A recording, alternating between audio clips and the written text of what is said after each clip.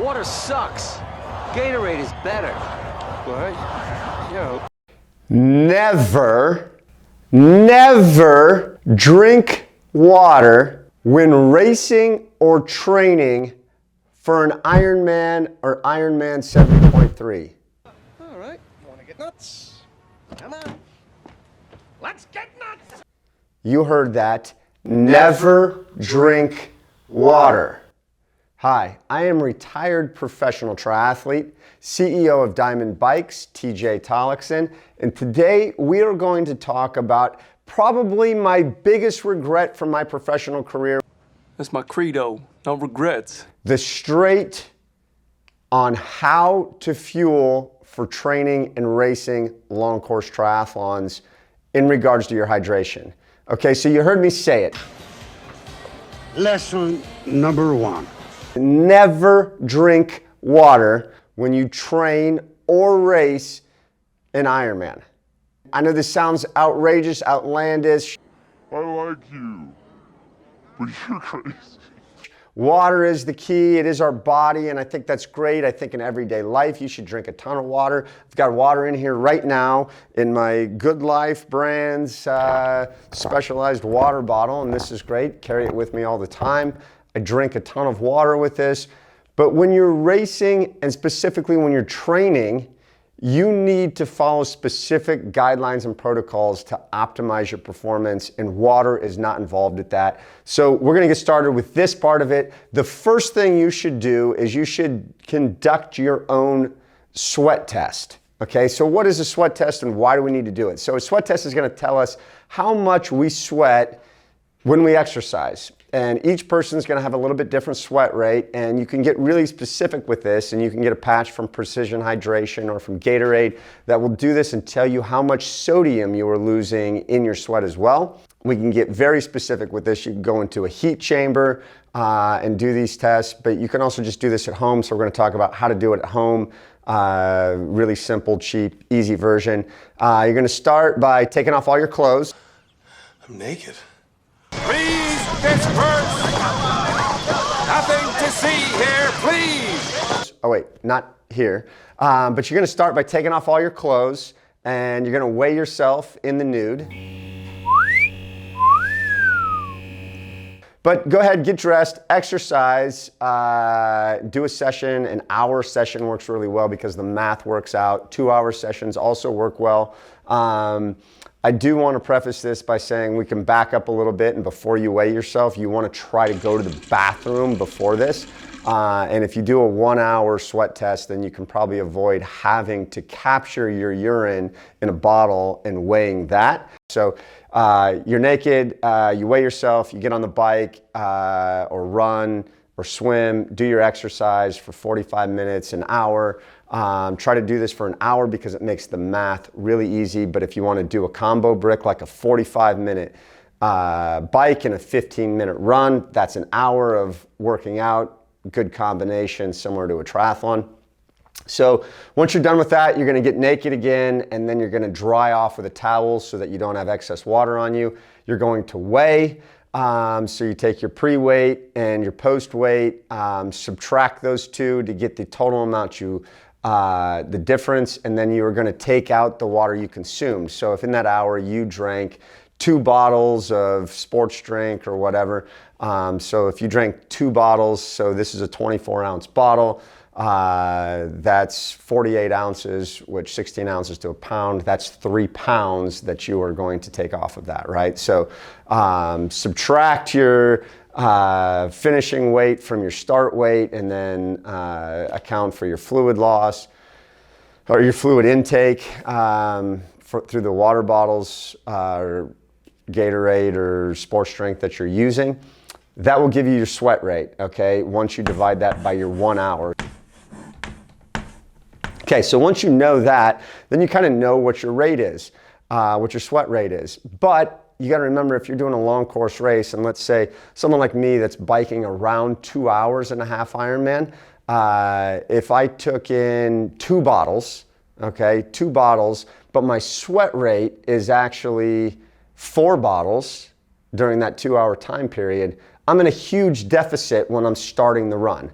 So you've heard me say this before, and I'm gonna say it again. You will never run to your potential in a half Ironman if you do not pee on the bike at least once. Of course I peed my pants.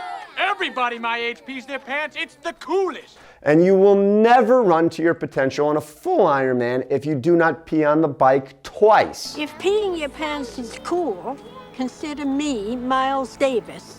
So yes, I don't care if you pee yourself or get off your bike and pee in porta potty. I don't care. I'm just telling you, you must pee on the bike if you want to run to your potential. So hydration is really key. If you finish the bike 2 bottles down, that's a massive deficit you will never recover from. You won't do this. Now, the reason I mention this in training is because the number one thing that limits people's potential during a race is underhydrating during their training. Can you repeat the part of the stuff where you said all about the things? Okay, I'm gonna say that again. The number one limiter in your race is underhydrating during your training. Okay, and again, remember, I just told you, do not drink water. Do not drink water. Okay, this is really important. So when you're training, you're using a sports drink, and it can't just be any sports drink because they're not all created equal. Okay, they're not. Some of them have artificial flavors and artificial sweeteners. Some of them are high calorie. Some of them are low calorie. Some of them are calorie free. Okay, so when you're training, you specifically want to find a sports drink that has between 42 and 54 grams of carbohydrate per bottle, okay, per 750 milliliters, and has between 500 and 750 milliliters or milligrams of sodium. Okay, so if you get those two things right, everything else will get a little bit easier. So you want to account for, one, your sweat rate, okay, and then you want to replenish that over time. So I know it's really easy for me because I am 2 bottles. So 2 bottles, that's 1.5 liters or 48 ounces every hour. That's my sweat rate, okay? Now, if I go to Hawaii-like environments, it gets really challenging for someone like me because I am another third higher. I'm a full 2 liters per hour, which is very, very hard to replace, makes that race very challenging for someone like me. If you get these parts right, the rest of the race becomes easy. Now, where it's sticky is you can't just go out on a race day and say, well, I've been drinking water in my training and I've been drinking enough water and I'm well hydrated, and then all of a sudden you go out there and you try to drink the Gatorade Endurance that's on the race course. Bad news. Okay, you see what he did? He French fried when he should have pizzaed. You French fry when you pizza, you're gonna have a bad time. It's not gonna work for you. You're gonna have such gut ache, you're not gonna be able to do anything.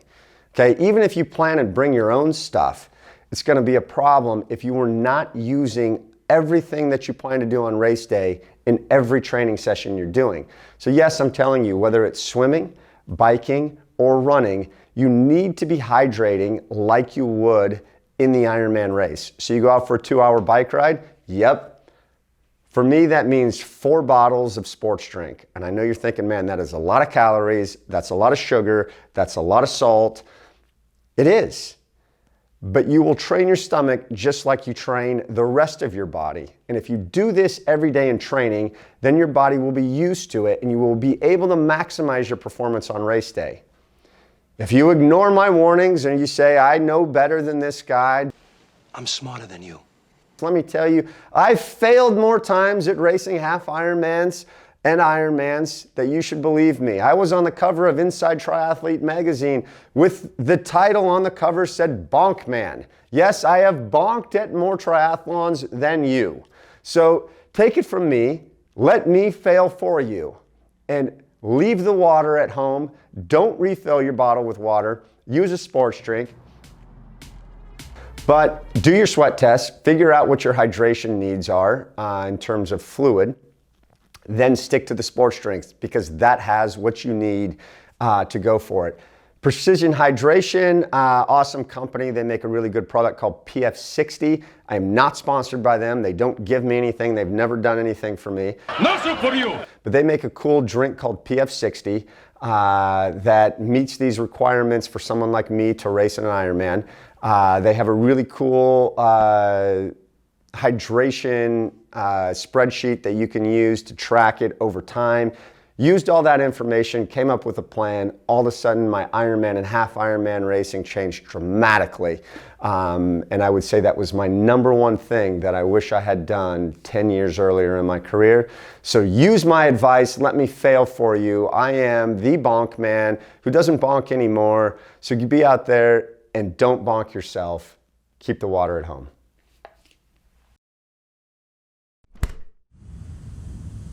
Thank you very much.